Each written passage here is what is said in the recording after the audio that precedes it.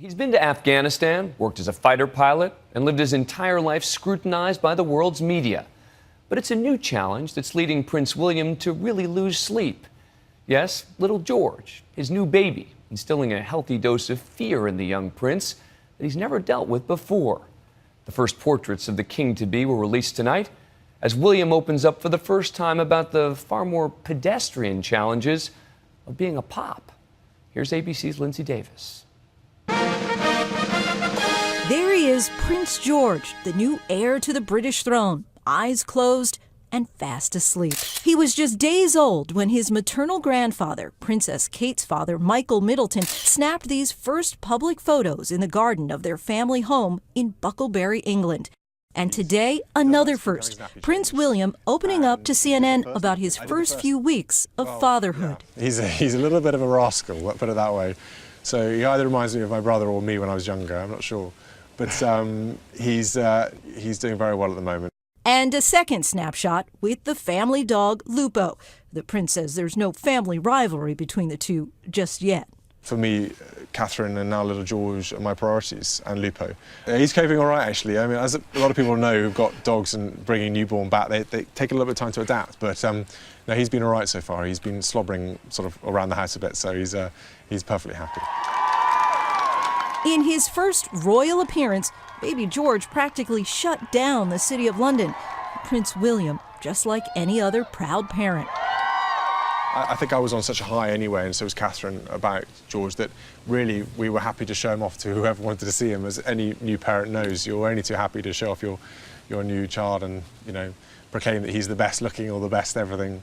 This modern couple wants to show the world they're normal parents. You know, it's one of those things, and you know, it's nice that people want to see George. So, you know, I'm just glad he wasn't screaming his head off the whole way through. Well, I think Prince William and Kate, they try very hard to maintain their private life. It's very important to them. They were living up in Anglesey for over 3 years and going to the cinema and visiting the local co-op supermarket. And they do try and fiercely protect this private life that they have. But, you know, when they're back in London, they are in the public eye, under the glare of the world's media. And, you know, releasing a photo like this is their way of trying to put across that they are a normal family, or as normal as possible. Prince William wants to be a hands-on dad, from putting the car seat into place in front of the world. I had to practice, I really did. I was terrified that I was going to do some, you know, it was going to fall off, or the door wasn't going to close properly. To driving his wife and new son home from the hospital. Well, the fact that Prince William had to put the future King of England in the car seat in the back of the Range Rover under the glare of the world's media was a pretty surreal situation. But William is keen to try and stamp a sense of normality on what is essentially not a normal situation. But he's fiercely protective of his family and his private life, and trying to do things in his own way is very important to him. I think the last few weeks for me have been a very different emotional experience, something I never thought I would feel myself.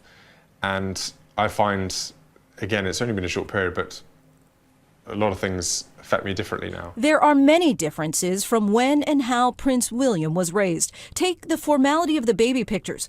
Quite a relaxed setting with Prince George compared to this photo of a considerably older Prince William after his christening with his father and mother, Princess Diana.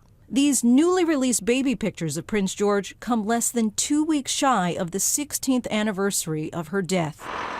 And once again, conspiracy theorists are reveling in fresh allegations that Princess Diana and her companion, Dodi Al-Fayed, were not killed in a car crash, but they say were murdered by British special forces. Scotland Yard is now looking into the sensational claim that Diana's death was not an accident. A new book, set to be self-published next week by author Alan Power, claims the British government had Diana killed because they saw her as a threat. While the Scotland Yard says it's scoping the new information, officials say they're not opening up a new investigation. Think of it this way. Imagine if somebody came up and said, I have evidence, new evidence about the Kennedy assassination. Would we just say, oh, forget about it, it's obviously not true? No, we'd investigate it. In the meantime, Prince William says he's attempting to live as normal a life as possible, very much reminiscent of his mother. I'm as independent as I want to be, and same as Catherine and Harry. We've all grown up, you know, differently to our other generations, and I very much feel if I can do it myself, I want to do it myself. Prince Harry was just in Angola earlier this week, following in his mother's charitable footsteps. He surveyed the area that is still plagued by dangerous landmines. And last week, Prince William took a few days' leave from his parental duties to attend an agricultural show in Wales. But he's already beginning to sound more like a dad than a prince. And let's face it, how many princes change diapers? Prince William calls it a badge of honor that he was the first to change baby George's diaper, or as they call it in the UK, a nappy. I wasn't allowed to get away with it. I had every midwife staring at me going, you do it, you do it. He's a little, he's growing quite quickly actually, but he's a little fighter. He kind of, he wriggles around quite a lot and he doesn't want to go to sleep that much, which is a little bit of a problem. Prince William's already thinking about passing down the values his father instilled in him, like protecting endangered species in Africa. At this rate, I'll probably whisper sweet nothings in his ear. I'll have toy elephants and rhinos around the room. We'll cover it in sort of, lots of bushes and things like that, make him grow him up as if he's in the bush. That is, until he's old enough to take him on a royal safari. But that's the least of his concerns for now.